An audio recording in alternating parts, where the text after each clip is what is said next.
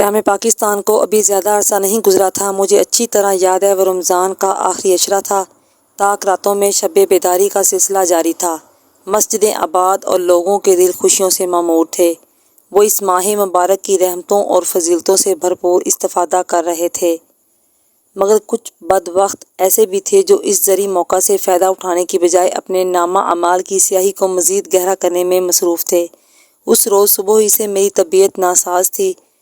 میں تھانے سے بھی جلدی اٹھایا تھا اور تراویح کی ادائیگی کے لیے مسجد میں بھی نہیں جا سکا تھا۔ عشاء کی نماز کے بعد میں اپنے کوارٹر میں بستر پر لیٹا آرام کر رہا تھا کہ دروازے پر ہونے والی دستک نے مجھے چونکا دیا۔ یقیناً کوئی اہم معاملہ درپیش تھا، ورنہ میں شبینہ ڈیوٹی والے عملے کو اچھی طرح سمجھا آیا تھا کہ انتہائی ناگزیر حالات میں ہی مجھے بلایا جائے۔ اس وقت بھی مجھے اچھا خاصا بخار تھا۔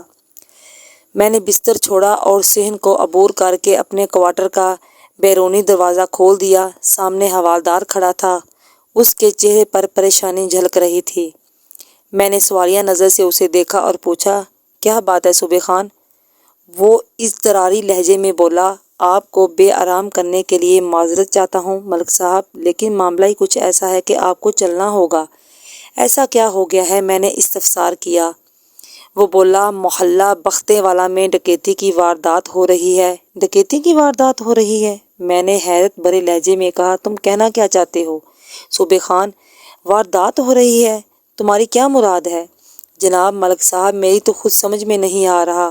حوالدار صوبے خان الجھن امیز لہجے میں بولا، ادھر تھانے میں ایک بندے نے اطلاع دی ہے کہ اس کے پڑوس میں ڈکیتی ہو رہی ہے۔ یہ محلہ بختے والا سے آیا ہے۔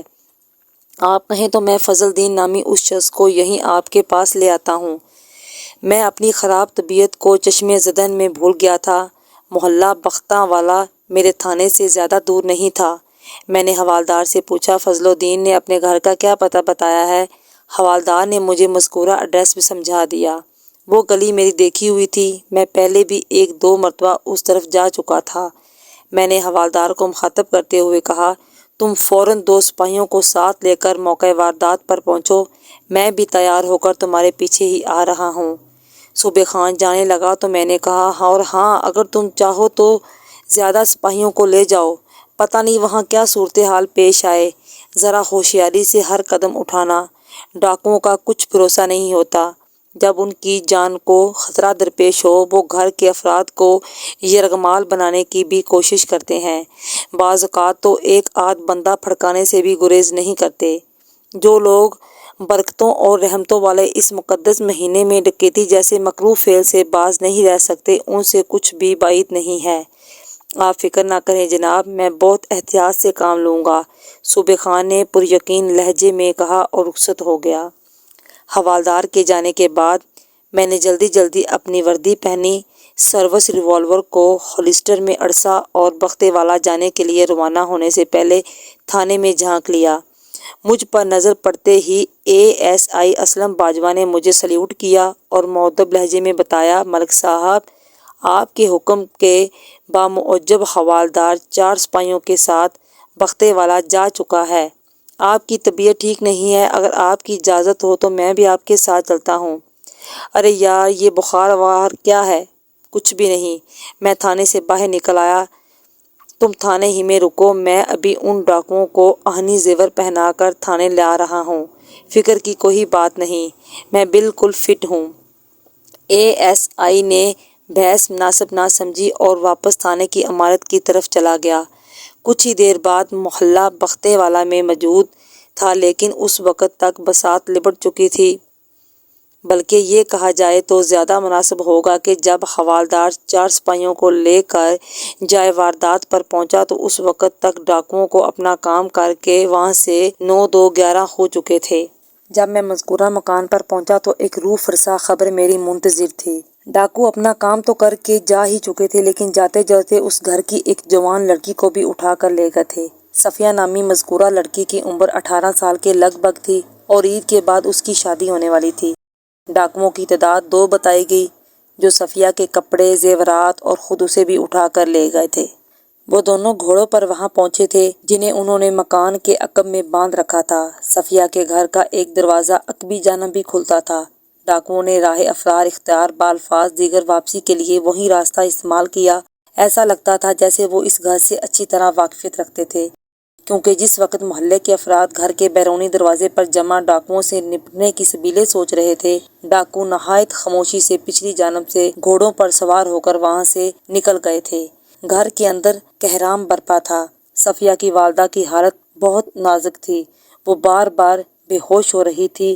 اس گھر میں صرف 3 افراد رہتے تھے، مغویہ صفیہ، اس کی والدہ زینت بی بی اور والد قادر بخش۔ صفیہ ان کی اکلوتی اولاد تھی۔ مجھے بتایا گیا کہ عید کے دن اس کی شادی طے تھی۔ صفیہ کی شادی ایک ارشد نامی ایک نوجوان سے ہونی تھی جو باغبان پورہ کا رہائشی تھا اور کپڑے کی ایک فیکٹری میں کام کرتا تھا۔ ہوادار صوبے خان اپنی ناکامی پر خاصا جھنجھلایا ہوا تھا، حالانکہ یہ اس کی ناکامی نہیں تھی۔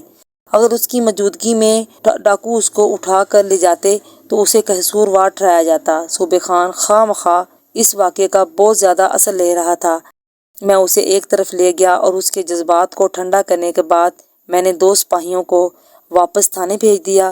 پھر میں نے سب سے پہلے موقع واردات کا تنقیدی جائزہ لیا۔ وہ 2 کمرے پر مشتمل ایک چھوٹا سا مکان تھا۔ دونوں کمرے مکان کے پچھلے حصے میں واقع تھے۔ ان کے آگے صحن تھا اور پھر بیرونی دروازہ۔ دونوں کمروں میں سے ایک کا دروازہ مکان کے عقبی جانب ہی کھلتا تھا۔ جیسا کہ میں بتا چکا ہوں کہ ڈاکو اسی دروازے سے فرار ہو چکے تھے۔ مغویہ کے والد قادر بخش کی زبانی مجھے معلوم ہوا کہ صفیہ اسی کمرے میں تھی جس کا دروازہ گھر کے پچھواڑے کھلتا تھا۔ موقع واردات کا تفصیلی نقشہ تیار کرنے کے بعد میں وہاں پر موجود افراد کے بیانات قلم بند کرنے لگا۔ اس کارروائی میں رات کے تقریباً 10 بج گئے۔ ایک بات کا ذکر کرنا میں بھول گیا، دونوں کمروں کے آگے ایک وسیع برآمدہ بھی تھا اور باورچی خانہ، باتھ روم وغیرہ بھی صحن ہی میں بنے ہوئے تھے۔ صحن میں جامن یا غالباً آم کا ایک پیڑ بھی تھا جس کے نیچے 2 بکریاں بندھی ہوئی تھیں۔ سب سے پہلے میں نے قادر بخش کے پڑوسی فضل دین کا بیان نوٹ کیا۔ یہ وہی شخص تھا جس نے تھانے آ کر اس واردات کی اطلاع دی تھی۔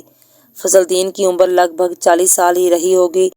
پیشے کے اعتبار سے وہ ایک دکاندار تھا۔ محلے کے بازار میں اس کا کریانہ سٹور تھا۔ میں نے اس کے ضروری کوائف نوٹ کرنے کے بعد فضل دین سے پوچھا، تمہیں کیسے پتہ چلا کہ تمہارے پڑوس میں 2 ڈاکو گھس آئے ہیں؟ جناب ملک صاحب، وہ کھنکار کر گلا صاف کرتے ہوئے بولا، میں اپنی دکان بند کر کے گھر کی طرف آ رہا تھا۔ میں نے قادر بخش کے گھر کے عقب میں 2 گھوڑے بندھے ہوئے دیکھے تو مجھے حیرت ہوئی۔ جب میں اپنی گلی میں داخل ہوا تو وہ ڈھاڈا پوش افراد کو قادر بخش کے دروازے پر دیکھ کر چونک اٹھا۔ پھر اس سے پہلے کہ میں ان کے قریب پہنچتا وہ دونوں گھر کے اندر داخل ہو چکے تھے۔ غالباً انہوں نے پہلے دستک دی ہوگی، پھر جیسے ہی دروازہ کھلا ہوگا وہ اندر داخل ہو گئے۔ میں نے پوچھا، اس کے بعد تم فوراً تھانے چلے آئے ہمیں اطلاع دینے؟ نہیں جناب، میں فوراً اطلاع دینے نہیں آیا، بلکہ میں نے پہلے اپنے طور پر تصدیق کرنے کی کوشش کی تھی۔ کیا مطلب ہے تمہارا؟ فضل دین نے بتایا، ملک صاحب، میں ان دونوں کو دیکھ کر شک میں مبتلا ہو گیا تھا۔ اگر ان کے چہروں پر دانے نہ لگے ہوتے تو شاید میرا اس طرف دھیان بھی نہ جاتا، لیکن وہ جس حلیے پر پراسرار انداز میں قادر بخش کے گھر کے اندر داخل ہوئے تھے تو اس نے مجھے بہت کچھ سوچنے پر مجبور کر دیا۔ فضل دین کا بیان طولانی ہونے لگا تو میں قطع کلامی کرتے ہوئے پوچھا، پھر تم نے کس طرح تصدیق کی؟ میں نے فوراً اپنی بیوی کو اس بارے میں بتایا۔ فضل دین نے تفصیل میں جاتے ہوئے کہا، رضیہ بیگم نے پوری توجہ سے میری بات سنی، پھر میرے شک کی تائید کرتے ہوئے بولی، تم جاؤ اور پتہ کر کے آؤ کہ آخر معاملہ کیا ہے۔ میں نے رضیہ سے کہا کہ وہ جائے اور زینت سے معلوم کرے، لیکن اس نے بتایا کہ زینت سے آج کل اس کی بول چال بند ہے، اپنے گھر میں بس ہم دونوں ہی ہیں، میری کوئی اولاد نہیں ہے۔ اپنے تجسس کے ہاتھوں مجبور ہو کر میں گھر سے نکلا اور قادر بخش کے دروازے پر ہلکی سی دستک دی۔ جب کوئی جواب نہ ملا تو میں نے قدرے تیز آواز میں دروازہ بجایا۔ تھوڑی ہی دیر بعد قادر بخش کی آواز میری سماعت سے ٹکرائی۔ کون ہے؟ انداز رازدارانہ تھا۔ میں نے کہا، یہ میں ہوں قادر، فضل دین تمہارا پڑوسی۔ ہاں فضل دین، کیا بات ہے؟ قادر بخش نے دروازہ کھولے بغیر استفسار کیا۔ میرے شک میں مزید اضافہ ہو گیا۔ اصولی طور پر میری دستک کے جواب میں قادر کو دروازہ کھول دینا چاہیے تھا، جیسا کہ پہلے ہوتا تھا، لیکن اس وقت وہ اندر ہی سے سوال جواب کر رہا تھا۔ میں نے کہا، قادر بخش یار دروازہ تو کھولو، میں تم سے کچھ ضروری بات کرنا چاہتا ہوں۔ اندر خاموشی رہی۔ چند لمحوں بعد قادر کی آواز آئی، فضل الدین، آج میں بہت تھکا ہوا ہوں، کل صبح تمہاری دکان سے ہوتا ہوا جاؤں گا، پھر چاہے جتنی مرضی باتیں کر لینا، اب تو میں سونے رہا ہوں۔ قادر کا گریز میرے تجسس کو بھڑکا رہا تھا۔ میں نے کہا، یار تم خیریت سے تو ہو نا؟ ہاں ہاں میں بالکل ٹھیک ہوں، میں نے تھوڑی دیر پہلے تمہارے گھر میں 2 اجنبی افراد کو آتے ہوئے دیکھا تھا۔ میں نے دانستہ ڈھاٹا پوش افراد کی بجائے اجنبی افراد کا لفظ استعمال کیا تھا۔ تم تو خیریت سے ہو نا؟ چند لمحوں تک اندر خاموشی رہی، جیسے قادر جواب دینے سے پہلے سوچ رہا ہو۔ پھر اس کی آواز آئی، یار فضل الدین، تم خواہ مخواہ پریشان ہو رہے ہو۔ جن 2 اجنبی افراد کو تم نے دیکھا ہے وہ میرے مہمان ہیں، خیالی سے آئے ہیں، تم میرے بارے میں پریشان نہ ہو، میں بالکل خیریت سے ہوں، اور ہاں صبح ہماری ملاقات تمہاری دکان پر ہوگی۔ اس کے بعد گھر کے اندر مجھے قدموں کی آواز سنائی دینے لگی۔ میں نے بغور سنا، وہ 1 سے زیادہ افراد کے چلنے کی آواز تھی، کم از کم 2 افراد۔ ہر گزرتے لمحے کے ساتھ میرے شک میں اضافہ ہوتا گیا۔ یقیناً اس وقت دروازے کے پیچھے قادر بخش کے ساتھ کوئی اور بھی موجود تھا، اور اس کی ہدایت کے مطابق قادر نے میرے سوالوں کے جواب دیے تھے۔ فضل الدین نے اپنی بات ختم کر کے خاموشی اختیار کی تو میں نے پوچھا، اس کے بعد تم نے کیا کیا؟ وہ بولا، میں نے گھر جا کر اپنی بیوی کو ساری صورتحال بتائی، پھر اسی کے مشورے پر اس پر اسرار واقعے کی اطلاع دینے تھانے چلا گیا۔ یعنی تم نے ان ڈھاٹا پوش افراد کو قادر بخش کے گھر میں داخل ہوتے دیکھ کر یقین کر لیا کہ وہ ڈاکو ہی تھے؟ یقین کرنے یا نہ کرنے کا کیا سوال جناب، وہ اکتاہٹ امیز لہجے میں بولا، اب تو میں ساری حقیقت سامنے آ چکی ہے اور آپ کو بیان کر چکا ہوں۔ وہ ڈاکو لڑکی سمیت اس کے کپڑے اور زیورات اڑا کر لے جا چکے تھے۔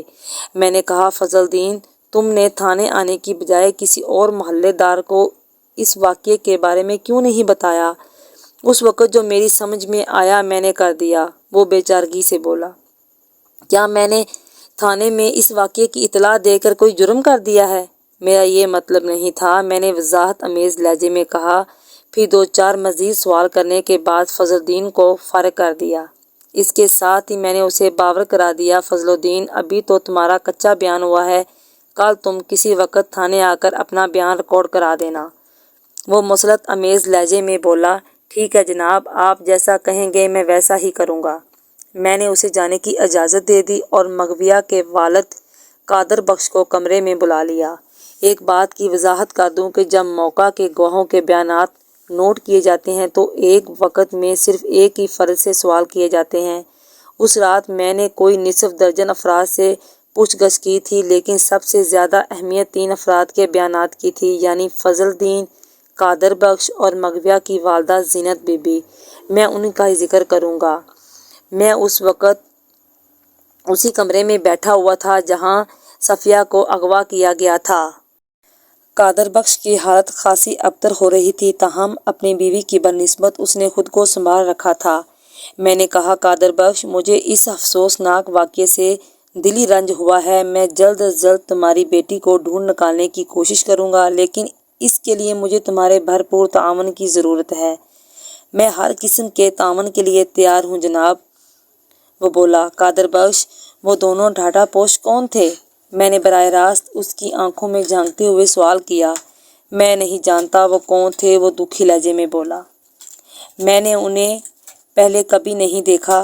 ایک لمحے کے توقف سے اس نے اضافہ کیا، دیکھنے اور پہچاننے کا کیا سوال جناب، انہوں نے جس طرح اپنے چہرے کو گہرے ٹھاٹھوں میں چھپا رکھا تھا اس سے ان کی شناخت کرنا ناممکن تھا۔ ہاں البتہ ایک بات میں آپ کو بتاتا چلوں، ان میں سے ایک کا قد غیر معمولی بڑا اور دوسرے کا غیر معمولی چھوٹا تھا۔ یوں سمجھ لیں کہ اگر ایک 7 فٹ کا تھا تو دوسرا 4.5 فٹ کا تھا۔ میں نے پوچھا، ان کی دستک کے جواب میں دروازہ تم نے کھولا تھا؟ نہیں جناب، میں اس وقت باتھ روم میں تھا، قادر بخش نے جواب دیا۔ دروازہ میری بیوی زینت نے کھولا تھا، وہ زینت کو دھکا دیتے ہوئے گھر کے اندر گھس آئے تھے اور اندر آتے ہی دروازے کو بند کر کے کنڈی چڑھا دی تھی۔ میں جب باتھ روم سے باہر نکلا تو وہ دونوں بندوقوں کے سائے میں صفیہ اور زینت کو کور کیے ہوئے تھے۔ اسی کمرے میں قادر نے اس کمرے کے در و دیوار پر ایک نظر ڈالتے ہوئے بتایا، پھر انہوں نے مجھ پر بدونگ تانتے ہوئے لائن حاضر کر دیا۔ اس کے بعد کیا ہوا تھا؟ وہ تھوک نکلتے ہوئے بولا۔ اس کے بعد انہوں نے بندوقوں کے زور پر صفیہ کے تمام قیمتی کپڑے اور زیورات ہم سے حاصل کر لیے۔ انہوں نے خاص طور پر صفیہ کی شادی کا حوالہ دیا تھا اور کہا تھا اس گھر میں کافی مال ہوگا، ہم یہی سمجھے کہ وہ محض ڈاکو ہیں اور زیورات اور نقدی لے کر ہماری جان بخش دیں گے، مگر وہ تو جاتے جاتے ہماری اکلوتی اور لاڈلی بیٹی کو بھی اٹھا لے گئے۔ کچھ دنوں کے بعد تو صفیہ مایوں بیٹھنے والی تھی، ہم لڑکے والے کو کیا منہ دکھائیں گے؟ اس کی آنکھوں میں نمی تیرنے لگی۔ میں نے پوچھا وہ نقدی کتنی لے کر گئے تھے؟ 5,000 روپے، قادر بخش نے جواب دیا۔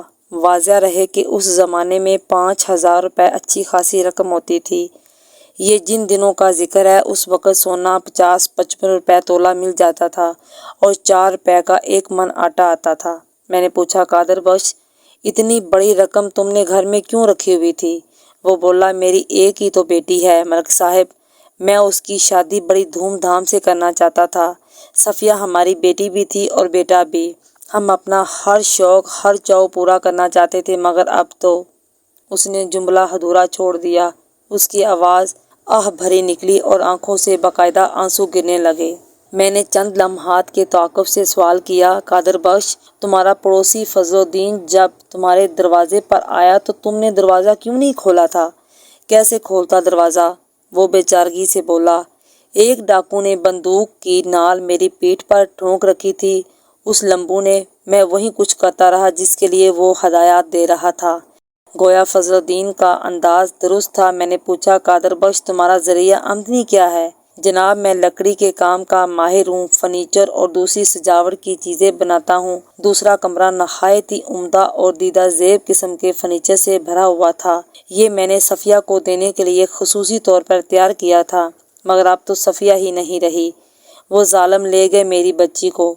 اس کی آواز رند گئی۔ میں نے تسلی امیز لہجے میں کہا فکر نہ کرو قادر بخش، میں جلد از جلد تمہاری بیٹی بازیاب کر لوں گا۔ تم ان دونوں ڈاکوؤں کے بارے میں چھوٹی سے چھوٹی بات بھی مجھے بتاؤ، ہر وہ بات جس سے اس کا سراغ لگایا جا سکے۔ مجھے جو کچھ معلوم تھا میں نے آپ کو سب بتا دیا ہے جناب، وہ روحانسے لہجے میں بولا، اس سے زیادہ کچھ نہیں جانتا۔ میں نے پوچھا قادر بخش تمہاری کسی سے دشمنی تو نہیں تھی؟ یہ کیا کہہ رہے ہیں جناب؟ میرا مطلب ہے یہ کام کسی دشمن کا بھی تو ہو سکتا ہے۔ میرا تو کوئی دشمن نہیں ہے جناب، وہ کچھ سوچتے ہوئے بولا، میں نے نہ تو کسی سے دوستی پال رکھی ہے اور نہ ہی دشمنی، کام سے وقت ہی نہیں ملتا، آج تک کسی سے میری تلخ کلامی بھی نہیں ہوئی، لڑائی جھگڑا تو دور کی بات ہے۔ میں نے سوچ میں ڈوبے ہوئے لہجے میں کہا اگر تمہاری کسی سے دشمنی نہیں تو یہ پھر دونوں افراد کون ہو سکتے ہیں؟ انہیں کیسے معلوم کہ تم نے بیٹی کی شادی کے لیے قیمتی جوڑے اور زیورات تیار کروا رکھے تھے؟ یقیناً وہ تمہارے حالات سے واقف ہوں گے۔ جناب یہ بات کوئی ڈھکی چھپی تو نہیں ہے کہ عید الفطر کے بعد صفیہ کی شادی ہونے والی ہے؟ قادر بخش نے پرخیال لہجے میں کہا آج کل تو ویسے ہی بہت چوریاں ہو رہی ہیں، چند روز قبل نوشہرہ روڈ پر شادی والے ایک گھر میں ڈکیتی ہو چکی ہے، اس سے پہلے گوندلاں والا میں بھی۔ میں نے مغویہ کے باپ کی بات کرتے ہوئے کہا ایسی وارداتوں میں ڈاکو صرف قیمتی سامان، زیورات اور نقدی وغیرہ لے کر جاتے ہیں، لڑکیوں کو اغوا نہیں کرتے۔ وہ بے بسی سے سر ہلانے لگا۔ پھر میں کیا کہہ سکتا ہوں جناب؟ میں نے ایک فوری خیال کے تحت سوال کیا قادر بخش میں نے سنا ہے کہ ارشد ملک نامی ایک نوجوان سے مغویہ کی شادی ہونے والی تھی جو باغبان پورہ میں رہتا ہے اور کپڑے کی کسی فیکٹری میں کام کرتا ہے۔ آپ نے بالکل ٹھیک سنا ہے، اس نے تصدیقی لہجے میں کہا، ارشد میری بڑی سالی کا لڑکا ہے، یعنی صفیہ کا خالہ زاد ہے۔ میں نے پوچھا مغویہ کا رشتہ طے ہوئے کتنا عرصہ ہوا ہے؟ تقریباً 6 ماہ ہو گئے ہیں، قادر بخش نے جواب دیا۔ گویا یہ رشتہ دونوں گھروں کی رضامندی سے طے ہوا تھا؟ میں نے عام سے لہجے میں کہا، لیکن انداز سوالیہ تھا۔ وہ میری بات کی تہہ تک پہنچ گیا، جلدی سے بولا، جی بالکل، اس رشتے میں دونوں طرف کی مرضی شامل تھی۔ میں نے پوچھا کیا لڑکا اور لڑکی بھی راضی تھے اس رشتے کے لیے؟ جی ہاں، وہ دونوں بھی اس رشتے سے خوش تھے۔ کیا تم نے باقاعدہ صفیہ سے اس کی مرضی معلوم کی تھی؟ پتہ نہیں آپ کیسی باتیں کر رہے ہیں، وہ الجھے ہوئے لہجے میں بولا۔ میں یہ باتیں ایک خاص مقصد کے تحت کر رہا ہوں، میں نے وضاحت آمیز لہجے میں کہا۔ ممکن ہے تمہارے جوابات سے مجھے اس کیس کو سمجھنے میں کوئی مدد مل سکے۔ کیا تم نہیں چاہتے کہ تمہاری بیٹی جلد از جلد برآمد کر لی جائے؟ میں ایسا کیوں نہیں چاہوں گا؟ وہ بے تابی سے بولا۔ میرا سب کچھ تو صفیہ ہی ہے، آپ جیسے بھی ممکن ہو اسے ڈھونڈ نکالیں۔ آپ کے سوال کا جواب یہ ہے کہ صفیہ کی رضامندی حاصل کرنے کے بعد ہی ہم نے رشتہ طے کیا تھا۔ میں گہری سوچ میں ڈوب گیا، پھر ایک نئے زاویے سے سوال کیا، قادر بخش، یہ رشتہ طے ہونے سے پہلے کیا تمہاری بیٹی کے لیے کوئی اور رشتہ آیا تھا؟ وہ تعامل کرتے ہوئے بولا، جناب، جس گھر میں بیری ہوتی ہے وہاں پتھر تو آتے ہی ہیں۔ جس گھر میں جوان لڑکی ہو وہاں رشتہ آنا تو معمولی بات ہے۔ ایک لمحے کو رک کر اس نے سوال کیا، لیکن آپ یہ بات کیوں پوچھ رہے ہیں؟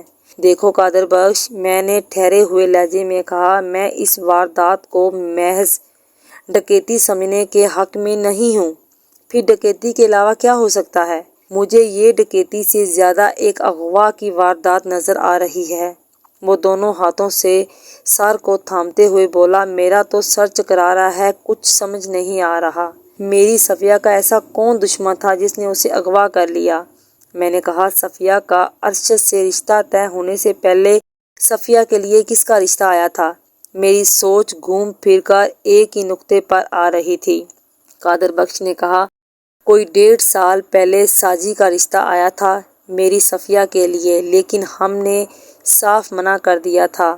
میں نے پوچھا، یہ ساجی کون ذات شریف ہے؟ تو اس کا اصل نام تو سجاول ہے، لیکن ساجی مشہور ہو گیا ہے۔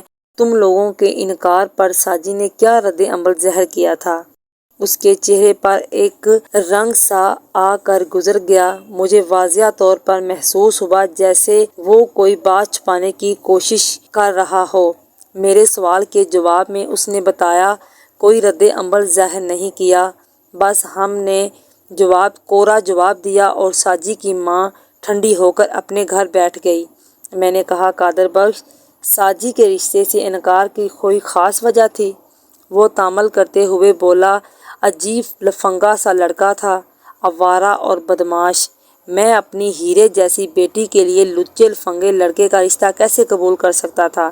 میری ایک ہی بیٹی ہے۔ میں اس کی آواز بھرا گئی اور وہ ہاتھ کی پشت سے آنکھوں پر اترنے والی نمی کو صاف کرنے لگا۔ میں نے پوچھا، کیا سجاول عرف ساجی بختاں والے میں رہتا تھا؟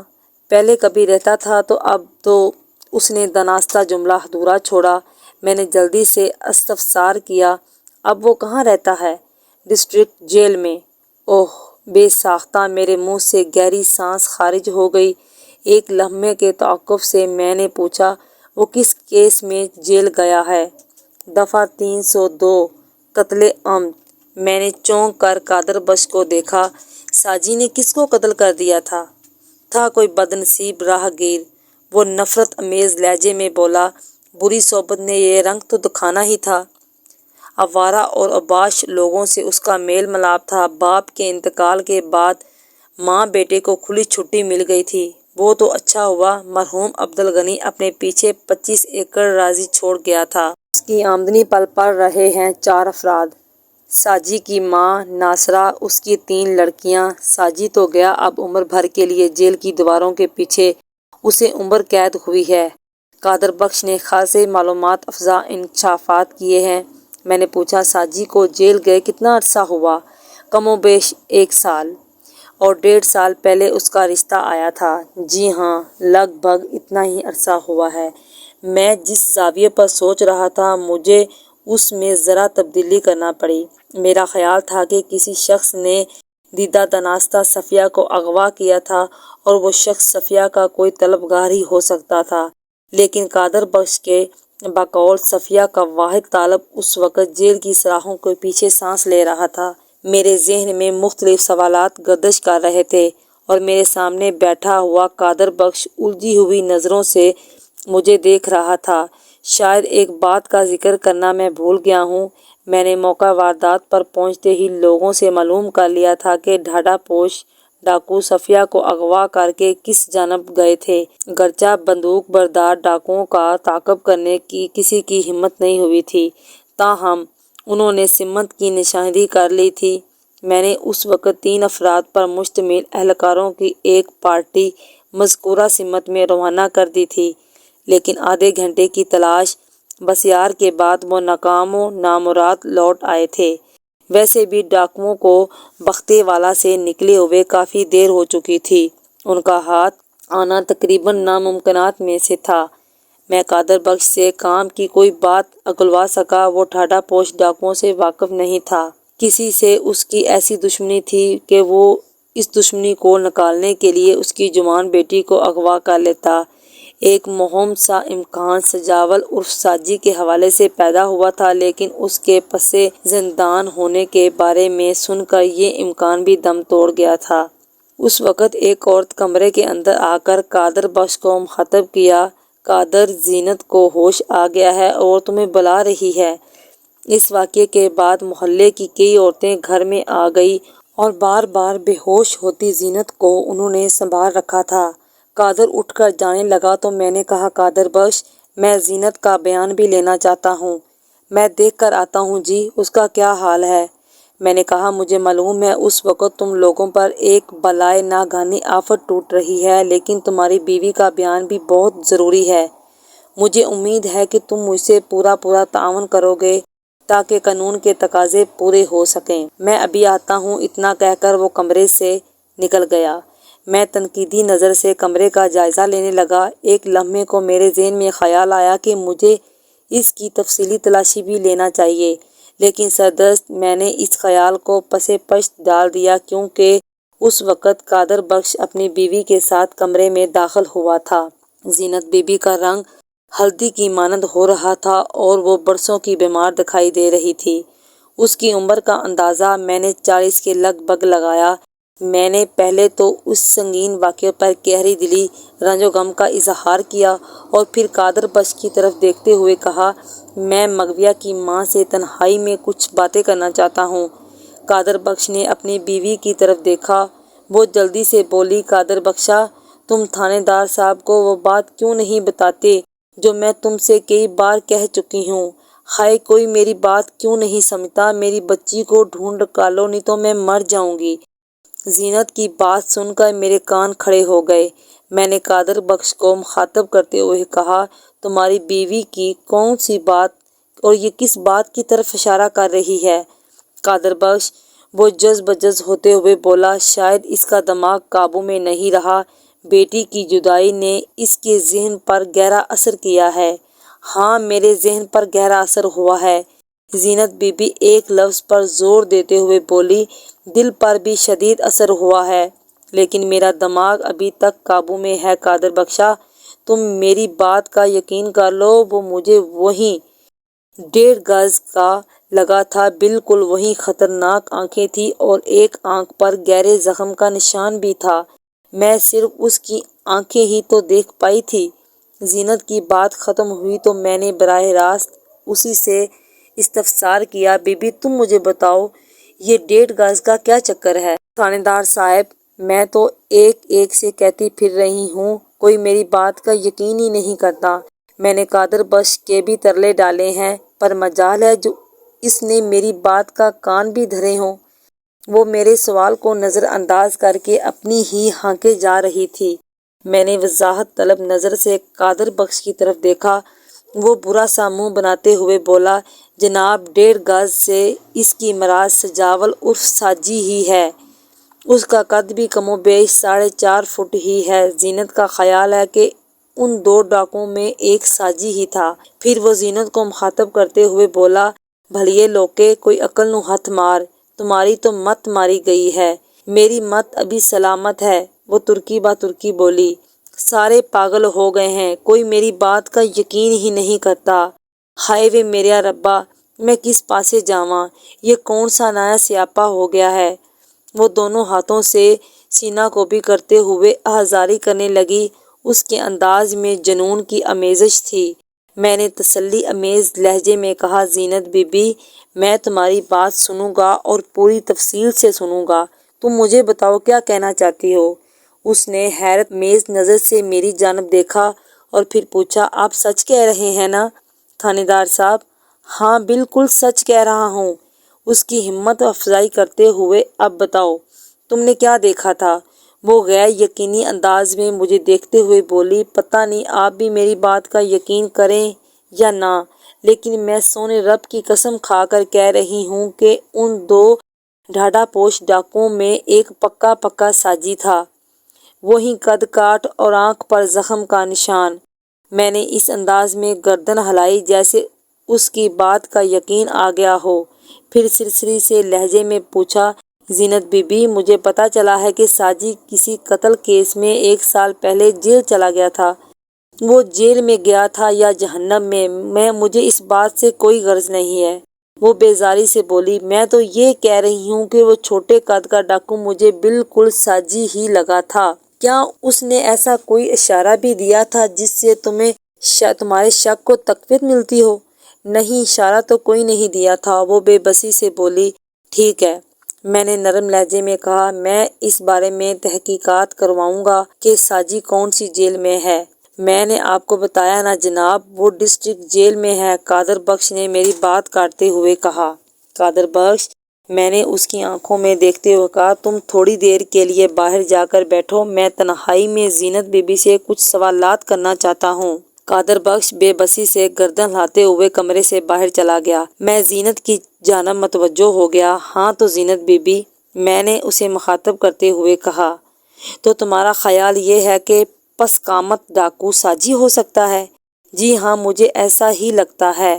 میں نے پوچھا، جب صفیہ کے لیے ساجی کا رشتہ آیا تھا تو تم لوگوں نے انکار کیوں کیا؟ یہ سوال میں قادر بخش سے بھی کر چکا تھا، لیکن میں زینت کا جواب سننا چاہتا تھا۔ وہ تھوک نگلتے ہوئے بولی، ساجی ہماری صفیہ کے قابل نہیں تھا۔ یہ تو بالکل حور کے پہلو میں لنگور والی بات تھی۔ سجاول ایک بگڑا ہوا آوارہ لڑکا تھا۔ میں اپنی آپ مثال اپنی صفیہ کا ہاتھ اس کے ہاتھ میں کیسے دیتی؟ میں نے قادر بخش سے کیا ہوا سوال دہرایا، آپ لوگوں کے انکار پر ساجی نے کیا رویہ اختیار کیا تھا؟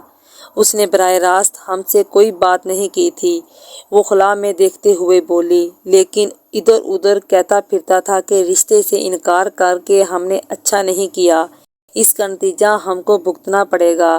یعنی اس نے دھمکی دی تھی؟ واضح دھمکی تو نہیں دی تھی، لیکن اسے دھمکی ہی کہا جا سکتا ہے۔ میں نے کہا، اور پھر تقریباً 6 ماہ بعد، یعنی آج سے 1 سال قبل، وہ قتل کے جرم میں جیل چلا گیا، اسے سزائے موت سنا دی گئی۔ ہاں ایسا ہی ہوا تھا۔ میں نے اس کے جوابات پر خواہ مخواہ اعتراض کرنے کی بجائے نرم لہجے میں کہا، اور آج تم نے اسی ڈھاڈا پوش ساجی کو دیکھا ہے؟ میں نے ساجی کو واضح طور پر نہیں دیکھا، وہ الجھ گئی۔ لیکن تمہارا خیال ہے کہ وہ ساجی ہی ہے؟ میں نے اسے سہارا دیا۔ ہاں مجھے بالکل ایسا ہی محسوس ہوا تھا۔ تم نے بتایا کہ ساجی کی آنکھ پر کسی گہرے زخم کا نشان بھی ہے؟ ہاں، اس کی بائیں آنکھ پر کسی دھار آلے کے زخم کا نشان بھی ہے۔ کیا ساجی صفیہ کو پسند کرتا تھا؟ میں نے اچانک پوچھا۔ وہ چونک اٹھی، پھر بولی، آپ کو یہ بات کس نے بتائی ہے؟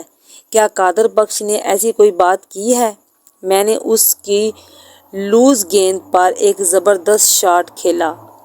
قادر بخش نہ بھی بتائے تو کیا فرق پڑتا ہے، یہ بات تو پورا محلہ جانتا ہے، ساجی کا گھر بھی تو محلے ہی میں تھا۔ میرا تیر نشانے پر لگا۔ وہ دھیمی آواز میں بولی، مجھے پتا ہے اس کمینے نے یہ بات محلے میں خاصی عام کر رکھی ہے، تو اس کا مطلب ہے کہ اس نے جھوٹی بات اڑائی ہوئی ہے؟ نہ، ہاں، وہ لکنت امیز لہجے میں بولی، دلوں کا حال تو رب سونا ہی جانتا ہے تھانے دار صاحب۔ وہ اتنا کہہ کر خاموش ہو گئی۔ مجھے واضح طور پر محسوس ہوا کہ اس نے کوئی بات کہتے کہتے زبان پر روک لی تھی۔ میں نے کہا، زینت بی بی، دلوں کا حال تو بے شک خدا ہی جانتا ہے، لیکن جو حال انسانوں کو معلوم ہو اس کی قانون سے پردہ پوشی نقصان کا باعث بن سکتی ہے۔ اگر تم مجھ سے تعاون نہیں کرو گی تو پھر میں تمہاری کوئی مدد نہیں کر سکوں گا۔ تم مجھ سے بھلائی کی امید نہ رکھنا۔ وہ سہمی ہوئی نظر سے مجھے تکنے لگی اور پھر بولی، ایسا تو نہ کہیں تھانے دار صاحب، اگر تم جھوٹ بولو گی اور سچ کو چھپانے کی کوشش کرو گی تو مجبوراً میں بھی تمہاری مدد سے ہاتھ اٹھا لوں گا۔ اور میں نے رخائی سے کہا۔ وہ بولی، میں شرمندہ ہوں تھانے دار صاحب، اب میں آپ سے غلط بیانی نہیں کروں گی۔ آپ جلد از جلد میری صفیہ کو ڈھونڈ نکالیں۔ اس کا مطلب ہے ساجد تمہاری بیٹی کو پسند کرتا تھا۔ وہ صفیہ کو پسند کرتا تھا، اسی لیے تو اس نے اپنی ماں کے دوست سے اپنا رشتہ بھیجا تھا۔ میں نے کہا، پسند کرنا اور محبت کرنا میں بہت فرق ہوتا ہے۔ مجھے پتہ چلا کہ وہ صفیہ سے محبت کے دعوے دار تھا۔ ہاں، وہ ایسی باتیں کرتا تھا۔ وہ شخص خوردہ لہجے میں بولی۔ اب کسی کی زبان تو نہیں روکی جا سکتی نا؟ بالکل نہیں، وہ قطعیت سے بولی۔ اس کے چہرے پر ناگواری کے تاثرات تھے۔ برا منانے کی ضرورت نہیں ہے، میں نے جلدی سے کہا۔ ہمیں بعض اوقات حقیقت کی تہہ تک پہنچنے کے لیے بڑے ناپسندیدہ اور تکلیف دہ سوالات بھی کرنے پڑتے ہیں۔ کوئی بات نہیں، وہ اسپاٹ لہجے میں بولی۔ آپ شاید ساجد کو شکل سے نہیں جانتے، اس لیے ایسے انداز میں سوچ رہے ہیں۔ اس میں آپ کا کوئی قصور نہیں ہے۔ اگر ساجد کا صورت آشنا ہوتا تو کیا ہوتا؟ پھر آپ ایسا سوال نہ کرتے۔ وہ ایک طویل سانس خارج کرتے ہوئے بولی۔ ساجد ایک کم رو اور پھٹے منہ شکل صورت کا شخص ہے۔ اس کا اور صفیہ کا کوئی جوڑ ہو ہی نہیں سکتا۔ وہ تو چہرے ہی سے چھٹا بدمعاش لگتا ہے۔ صفیہ جیسی نرم و نازک لڑکی کو خواب میں بھی دیکھے تو کئی راتوں کو سو نہ سکے۔ میں نے سوالات کا زاویہ تبدیل کرتے ہوئے پوچھا، ایک بات میری سمجھ میں نہیں آئی زینت بی بی۔ اس نے سوالیہ نظر سے مجھے دیکھا۔ میں نے کہا، وہ ڈاکو جس وقت صفیہ کو گھوڑے پر ڈال کر لے جا رہے تھے، اس وقت صفیہ نے کسی قسم کی مزاحمت کیوں نہیں کی؟ مجھے ایک گواہ ایسا نہیں ملا جس نے صفیہ کی چیخنے چلانے کی آواز سنی ہو۔ یہ ہے نا اچنبے کی بات؟ اس میں حیرت یا اچنبے کی کوئی بات نہیں ہے، وہ ٹھوس لہجے میں بولی۔ صفیہ نے کسی قسم کی مزاحمت اس لیے نہیں کی، انہوں نے اسے اس قابل نہیں چھوڑا تھا۔ تم کہنا کیا چاہتی ہو؟ ان ظالموں نے صفیہ کو ایک کپڑا سنگھا کر بے ہوش کر دیا تھا۔ اوہ، میں نے ایک طویل سانس خارج کرتے ہوئے کہا، اور آپ دونوں میاں بیوی کو کوئی وویلا نہیں مچایا؟ آپ چاہتے تو محلے والے جمع ہو سکتے تھے، شاید ڈاکوؤں کے فرار کو ناکام بنا دیا جاتا۔ آپ کا اندازہ درست ہے، مگر آپ نہیں جانتے اس وقت ہم کن سنگین حالات سے گزر رہے تھے۔ زینت بی بی نے ایک لفظ پر زور دیتے ہوئے کہا، اس ٹھگنے نے میری صفیہ کو گھوڑے پر ڈال کر بندوق اس کی کمر میں لگا دی تھی اور جاتے ہوئے ہمیں دھمکی دی تھی کہ اگر ہم نے منہ سے ہلکی سی بھی آواز نکالی تو پھر ہمیں صفیہ کی لاش ہی ملے گی۔ ہم اپنے ہاتھوں سے جیتے جی صفیہ کو موت کے منہ میں تو نہیں دھکیل سکتے تھے نا؟ میں نے پرخیال انداز میں کہا۔ پھر پوچھا، زینت بی بی، ایک لمحے کو ہم فرض کرتے ہیں کہ وہ پستہ قامت ڈاکو ساجد نہیں تھا، ایسی صورت میں تمہارے خیال میں یہ کس کی حرکت ہو سکتی ہے؟ وہ پرسوچ نظر سے مجھے دیکھنے لگی۔ میں نے ایک بات خاص طور پر محسوس کی تھی، اب اس کے رویے سے جنون کا عنصر غائب ہو گیا تھا۔ اس نے اس بات پر زور نہیں دیا تھا کہ وہ واقعہ ہی ساجد ہی تھا، ساجد کے سوا کوئی اور ہو ہی نہیں سکتا تھا۔ اس سے مجھے یہ بھی اندازہ ہوا کہ ساجد کے بارے میں اس کا دعویٰ اس کی غلط فہمی پر مبنی تھا۔ ایک شخص عمر قید کی سزا سن کر جیل پہنچ گیا تھا، اس واردات میں اس کے ملوث ہونے کا امکان بہت کم تھے۔ زینت بی بی چونکہ ایک ماں تھی اور اسے ساجد کی یہ دھمکی یاد تھی کہ انہیں کوئی خطرناک نتیجہ بھگتنا پڑے، اس لیے گھوم پھر کر اس کا خیال ساجد کی طرف چلا جاتا۔ بہرحال اس مرحلے میں بھی کوئی بات حتمی طور پر نہیں کہا جا سکتی کہ میں نے زینت بی بی کو کسی گہری سوچ میں ڈوبے دیکھا تو بی بی میرے پوچھنے کا یہ مقصد نہیں تھا۔ یہ واردات کسی پرانی دشمنی کے نتیجے میں بھی ہو سکتی ہے۔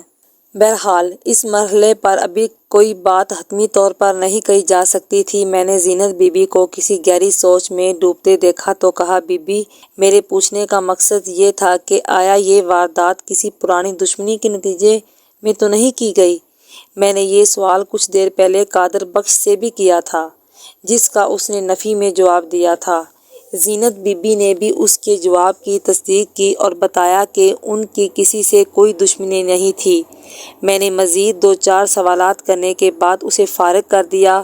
قادر بخش کو کمرے کے اندر بلا لیا۔ وہ میرے پاس آیا تو میں نے کہا، قادر بخش، میں تمہارے گھر اور خصوصاً اس کمرے کی تفصیلی تلاشی لینا چاہتا ہوں۔ تمہیں اگر کوئی اعتراض ہو تو میں سرچ وارنٹ بھی عدالت سے حاصل کر لوں گا۔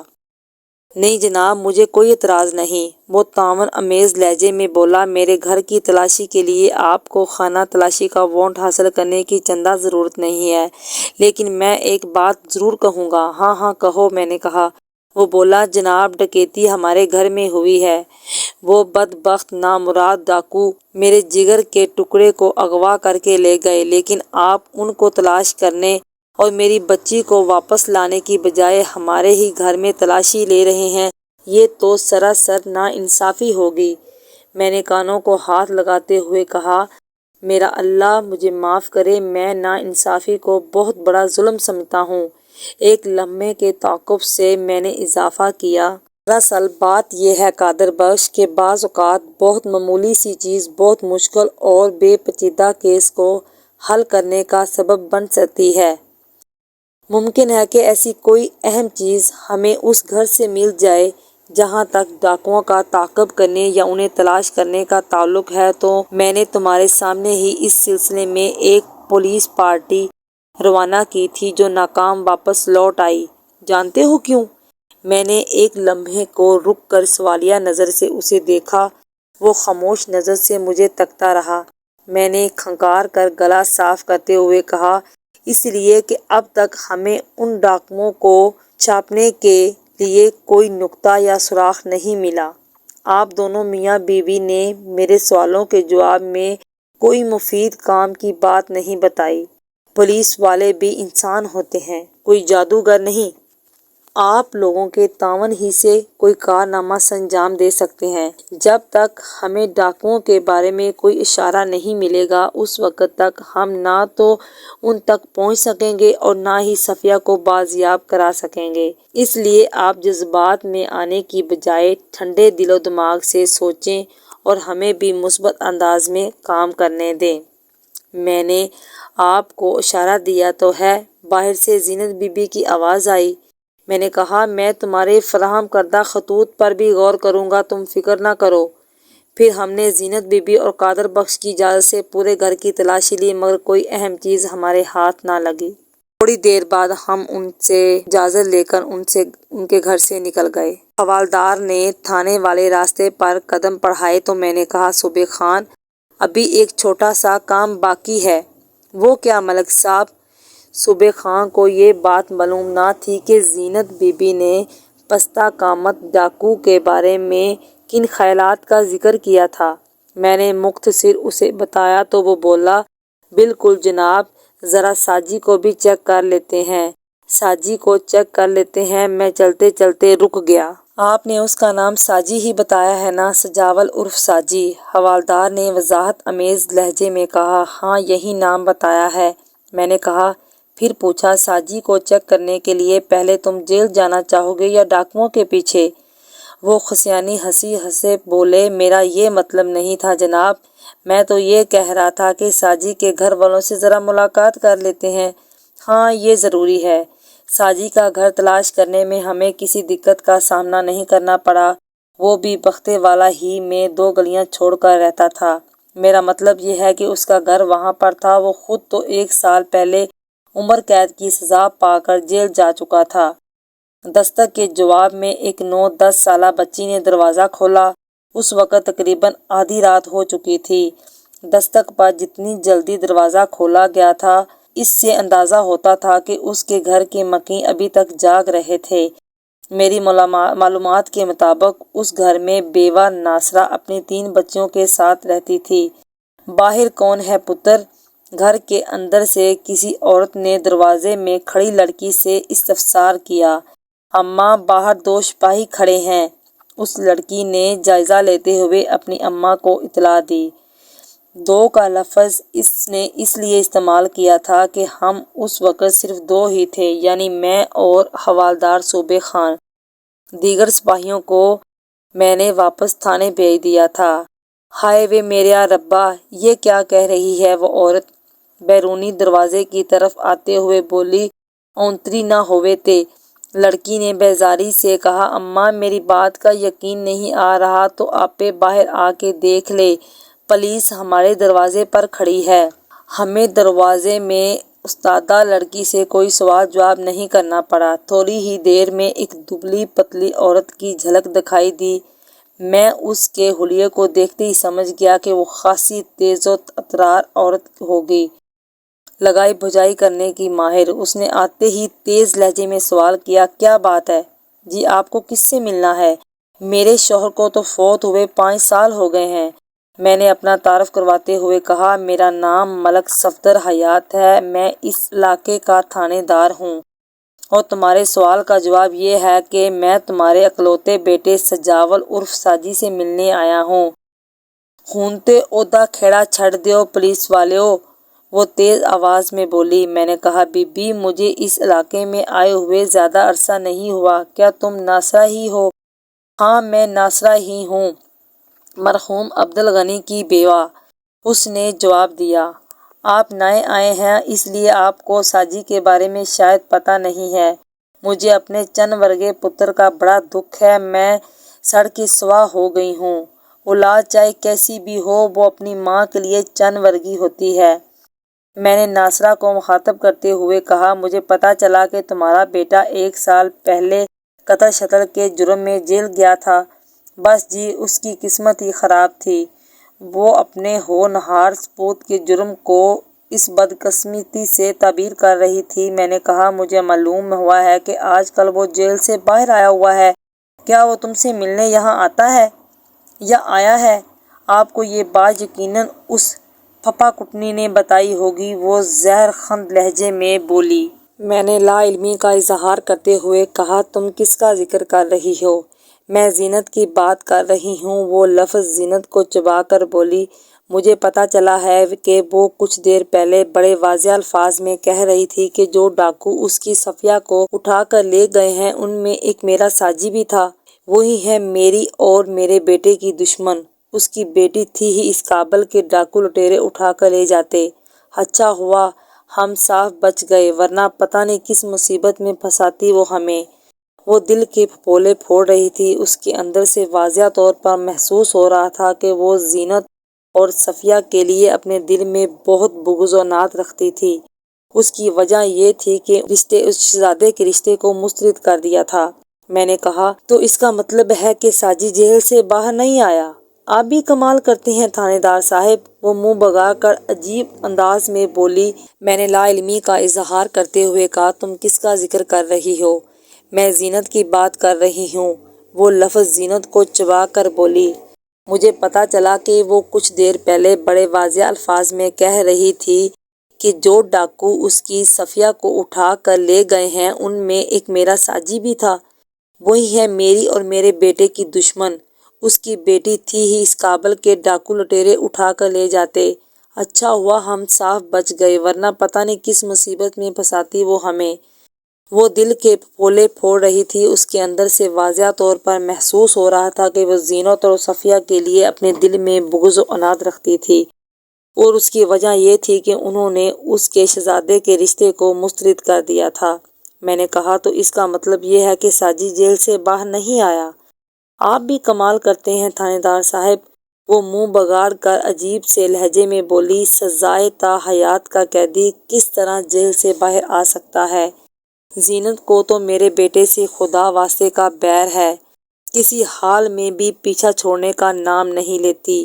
یقین تو مجھے بھی نہیں آیا تھا۔ میں نے اس کی ہاں میں ہاں ملاتے ہوئے کہا، بھلا کوئی شخص جیل میں آ کر ایک لڑکی کو اغوا کس طرح کر سکتا ہے؟ بس یہ بات میرے علم میں آئی تو میں اس کی تصدیق کے لیے آپ کے دروازے تک چلا آیا۔ اللہ آپ کا بھلا کرے، آپ تو خاصے سمجھدار تھانے دار دکھائی دیتے ہیں، وہ قدرے اپنائیت امیز لہجے میں بولی۔ پھر اسے خیال آیا کہ ہم ابھی تک اسی کے دروازے پر کھڑے تھے، ندامت کا اظہار کرتے ہوئے بولی، اوہ، میں بھی کتنی شدائی ہوں، آپ کو اندر آنے کو تو کہا ہی نہیں، آپ اندر آ جائیں، بیٹھک میں بیٹھ کر باتیں کرتے ہیں۔ ہم اس کی پیشکش پر اس کے ڈرائنگ روم میں آ گئے۔ مجھے واضح طور پر محسوس ہوا کہ وہ اپنی خوش اخلاقی کا سکہ ہمارے دلوں پر بٹھانا چاہتی تھی۔ اس نے ہماری خاطر تواضع کے لیے بہت زور مارا، لیکن میں نے دو ٹوک انداز میں منع کر دیا۔ وہ بولی، میرا ساجی تو بہت پیارا بیبا پتر تھا، زینت کی لڑکی نے پہلے اپنی اداؤں سے اسے اپنا بنایا، جب ہم اس کا رشتہ لے کر گئے تو صاف انکار کر دیا۔ ساجی نے اس انکار کا بہت گہرا اثر لیا اور برے لوگوں میں اس کا اٹھنا بیٹھنا ہو گیا۔ پھر ایک روز اس بری صحبت نے اسے جیل کی سلاخوں کے پیچھے دھکیل دیا۔ ایک لمحے کے توقف سے اس نے اضافہ کیا، اب دیکھ لیں کیسی کیسی باتیں سننے میں آ رہی ہیں۔ لو بتاؤ بھلا، اگر ساجی کسی طرح جیل سے باہر آتا تو وہ سیدھا اپنی ماں کے کلیجے سے لگنے آتا یا اس منہ کالی کی حور پری کو اغوا کر کے لے جاتا۔ ان لوگوں کو تو کسی طرح بھی چین نہیں ہے۔ ساجی باہر تھا تو اس کے دل و جگر پر اذیت ناک تیر برساتے رہے۔ اب وہ جیل میں ہے تو بھی ہاتھ دھو کر ان کے پیچھے پڑے ہوئے ہیں، کسی طرح اس کی جان چھوڑنے کا نام ہی نہیں لے رہے۔ خدا خود ان سے پوچھے گا۔ ہم تقریباً آدھے گھنٹے تک ناصرہ کے گھر میں بیٹھے رہے، لیکن اس پوچھ تاچھ میں ایک بھی ایسی بات معلوم نہ ہو سکی جس سے ڈاکوؤں کو تلاش کرنے میں ہمیں مدد مل سکتی۔ زینت بی بی نے ساجی اور پست قامت ڈاکوؤں کے بارے میں اپنے جن خیالات کا اظہار کیا تھا وہ بعید از قیاس نظر آتے تھے، اس لیے میں نے اپنے ذہن سے جھٹک دیا اور حوالدار صوبے خاں کے ساتھ تھانے آ گیا۔ جب میں اپنے کوارٹر میں بستر پر آ کر لیٹا تو مجھے یاد آیا، یعنی پوری شدت سے احساس ہوا کہ مجھے تو آج دن بھر بخار رہا تھا۔ فرائض کی بجا آوری میں اپنی بیماری کو مطلق فراموش کر بیٹھا تھا۔ رگ پھٹوں کو آرام دہ بستر کی آغوش میں پہنچتے ہی ایک ایک تکلیف یاد آنے لگی۔ وہ رات میں نے بڑی تکلیف میں گزاری۔ اگلے روز روزہ بھی رکھ لیا، حالانکہ میں جانتا تھا کہ وہ پورا دن بہت مصروفیت میں گزرنے والا تھا، لیکن بہرحال روزہ چھوڑنے کی میری عادت نہیں۔ الحمدللہ اس معاملے میں مجھ پر اللہ کا بڑا کرم تھا۔ اس روزے ہی کی فضیلت اور رحمت تھی کہ وہ دن بھی میں نے خاصا چاق و چوبند گزارا۔ میں نے تھانے پہنچتے ہی گزشتہ رات والی واردات کی تفصیلی رپورٹ تیار کی اور اسے ایس پی علاقہ کو بھجوا دیا۔ اگلے روز میں نے فوری طور پر بابا مراد بخش کو تھانے بلا لیا۔ مراد بابا کی عمر 60 سال کے لگ بھگ تھی اور وہ ساٹھا پھاٹا کی ایک زندہ مثال تھا۔ وہ اس عمر میں بھی اینک لگائے بغیر قرآن پاک کی تلاوت بآسانی کر سکتا تھا۔ پولیس کے محکمے میں بابا مراد بخش کی حیثیت ایک ماہر کھوجی کی تھی۔ مجھے امید تھی کہ ڈاکوؤں کا کھرا ابھی تک ضائع نہیں ہوگا۔ میں نے پوری بات مراد کو بتائی تو وہ بولا، ملک صاحب کوشش کرتے ہیں، اللہ کے فضل سے کامیابی ہو جائے گی۔ میں کھوجی کے ساتھ دوبارہ محلہ بختے والا پہنچ گیا۔ ہمارے ساتھ اس وقت 2 کانسٹیبل بھی تھے۔ میں اور مراد بابا گھوڑوں پر سوار تھے، جبکہ کانسٹیبل کے پاس سائیکلیں تھیں۔ اس زمانے میں تانگے، ریہڑے، گھوڑے اور سائیکل وغیرہ پر ہی سواری کی جاتی تھی۔ جیپ اور موبائل گاڑیوں جیسی سہولتیں پولیس کو میسر نہیں تھیں۔ ہم قادر بخش کے گھر کے پچھواڑے پہنچ گئے۔ وہاں ایک چھوٹا سا میدان تھا۔ تھوڑی دیر بعد قادر بخش بھی وہاں پہنچ گیا۔ اس نے آتے ہی پوچھا، ملک صاحب میری بچی کا کوئی سراغ ملا؟ میں نے کہا، میں تمہاری بیٹی کی تلاش میں ہی سرگرداں ہوں، دعا کرو مجھے کامیابی مل جائے۔ آمین، اس نے آسمان کی طرف ہاتھ اٹھاتے ہوئے کہا۔ اتنی دیر میں مراد نے اپنا کام شروع کر دیا۔ وہ کافی دیر تک زمین کا بغور معائنہ کرتا رہا، پھر اثبات میں سر ہلاتے ہوئے بولا، ملک صاحب ڈاکوؤں کے گھوڑوں کا کھرا بھی پوری طرح مٹا نہیں ہے۔ مجھے امید ہے کہ ہم ان کا سراغ لگانے میں ضرور کامیاب ہو جائیں گے۔ اس نے پھر قادر بخش کی طرف دیکھتے ہوئے سوال کیا، گزشتہ رات کے بعد سے یہاں کسی اور نے گھوڑے وغیرہ تو نہیں باندھے؟ قادر بخش نے نفی میں سر ہلایا، نہیں جناب، یہاں تو کبھی کسی نے گھوڑے نہیں باندھے، اور رات کے بعد سے تو خاص طور پر اس طرف کوئی چھپایا آیا ہی نہیں۔ پھر جو نشانات میری تجربہ کار نگاہ دیکھ رہی ہے وہ یقیناً انہی ڈاکوؤں کے گھوڑے کے سموں کے ہیں۔ مراد نے معنی خیز انداز میں گردن ہلاتے ہوئے کہا۔ میں نے کہا، بس تو بابا پھر تم اپنا کام شروع کر دو۔ سرکار میں تو کافی دیر پہلے اپنا کام شروع کر چکا ہوں۔ بابا مراد اس وقت اپنے گھوڑے سے نیچے اتر چکا تھا۔ میں گھوڑے پر ہی سوار تھا۔ مراد والے گھوڑے کی لگام بھی میں نے ہی تھام رکھی تھی۔ اس وقت صبح کے 10 بج چکے تھے۔ آسمان پر اگرچہ بادل موجود تھے لیکن چاروں جانب چمکیلی دھوپ پھیلی ہوئی تھی۔ بابا مراد ماہرانہ نظر سے زمین کا معائنہ کرتے ہوئے محلہ بختے والا سے باہر نکل آیا۔ دونوں سائیکل بردار کانسٹیبل ہمارے پیچھے پیچھے آ رہے تھے۔ ہم چاروں کا مختصر سا قافلہ شیخو پورہ موڑ تک پہنچ گیا۔ یہاں آ کر بابا مراد نے واضح طور پر اعلان کیا کہ ملک صاحب، کھرا بہت صاف مل رہا ہے۔ گھوڑوں کے قدموں کے نشانات سڑک کے ساتھ ساتھ آگے بڑھ رہے ہیں۔ میں نے سڑک کی جانب اشارہ کرتے ہوئے کہا، یعنی نشانات کا رخ لاہور کی جانب ہے؟ فی الحال تو ایسا ہی نظر آ رہا ہے، وہ بغور سڑک کا معائنہ کرتے ہوئے بولا۔ ہم بابا مراد کی رہنمائی میں تقریباً 1 فورلانگ کا فاصلہ طے کر چکے تھے۔